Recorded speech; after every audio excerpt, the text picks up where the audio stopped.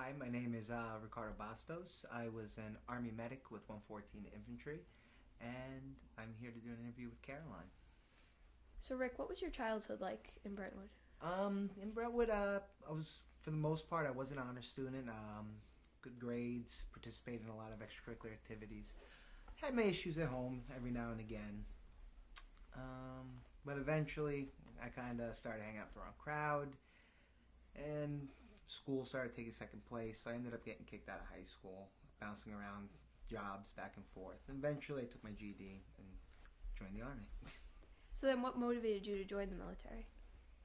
Honestly, I took my GED, and the very next day I went to the recruiter and I said I wanted to sign up. There really was no thought to it beforehand, going up to it.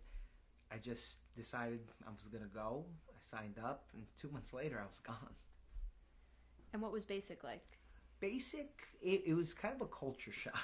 I got there not knowing what to expect. They kind of, you meet up at this building, they take your names, you start in processing, you do medical examinations, they shave your head. So you get all stuck with all these needles, then they yell at you, scream at you, hurry here, hurry there. Surprisingly, I enjoyed it. I actually had a really good time at basic training. It was hard, it was challenging, and a lot of times I wanted to run my mouth to certain people, but it was good overall.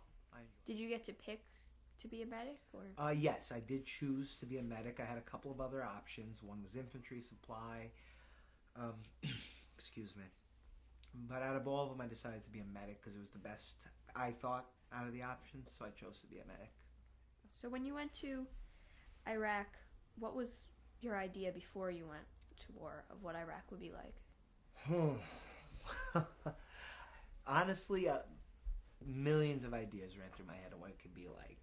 Constant shooting, constant explosions, people throwing things at us versus people living in the worst of scenarios. Honestly, in my mind, when I first, it was like I thought there would be constant fighting. There was always somebody trying out there to get you, and I thought it was going to be a constant thing. And that was pretty much the ballpark of what I had in my head. I didn't think there would be any fixed facilities. We'd just be out in the street. There we are, going back and forth. Condition of life out there, really, it's rough. You know, you see these people, they sleep on the floor. They don't have running water in a lot of places. They live in mud houses.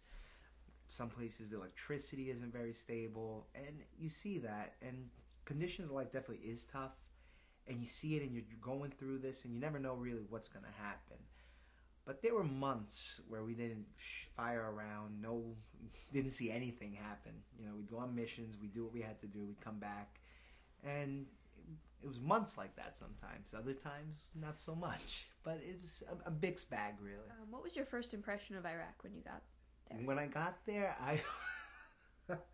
I was pretty much scared out of my mind. We got there, we landed. They put us into these the trucks, and we're all sitting in the back of a truck, and we got to drive from where we landed to where we're going to stay.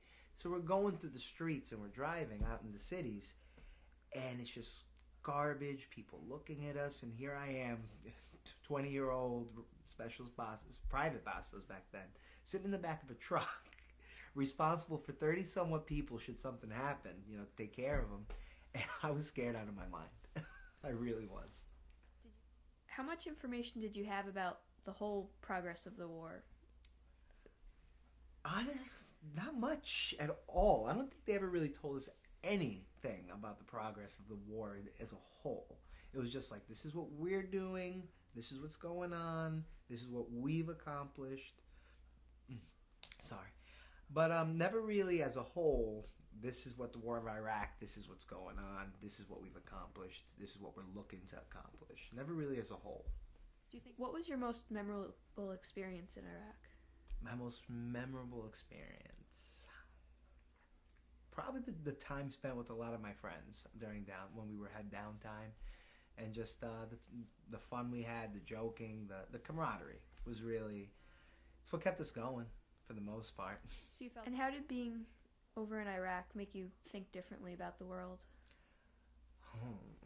Well, I always had a very laid back attitude to begin with, but having gone out there and just saw the way some of these people live and what they go through every day, it really just taught me to appreciate the little things.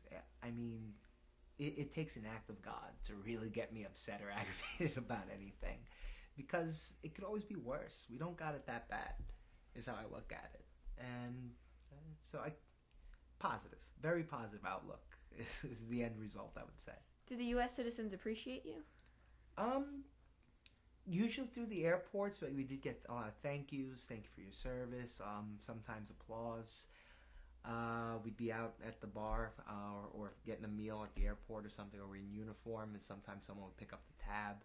So, I mean, there was a lot of generosity and kindness, appreciation. But at the same time, there's other people who wouldn't even pay you any mind. It's just, you're there, and they just keep going about their business. What was the most difficult part about adjusting to life back at home? When you first get back, we go from being with our friends, we live with them, sleep with them, eat with them, we're all together all the time. We finally get back, and now all of a sudden everyone's kind of dispersed doing their own thing, and you kind of don't have as much of that, everyone around, that camaraderie again, and you have a downtime, you're alone, and it gets a little depressing sometimes. And then there's, you're hyper alert kind of, because you're still on that, situational awareness. You're always looking around, you're seeing who's here, who's there, what's going on. So it's like you're just really hyper attentive, and sometimes it's uncomfortable, and you gotta consciously kind of tone it down and work on it. But I was pretty fortunate. I never really struggled too much. Within a couple of weeks, I usually adjusted real well and was back to normal life. I do have friends, however, who are suffering even currently from PTSD years after having been to Iraq the first time.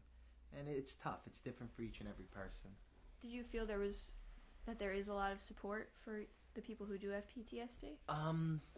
During the first deployment, there was some. The Army was starting to integrate a program to take care of PTSD and recognize it and begin treatment for it.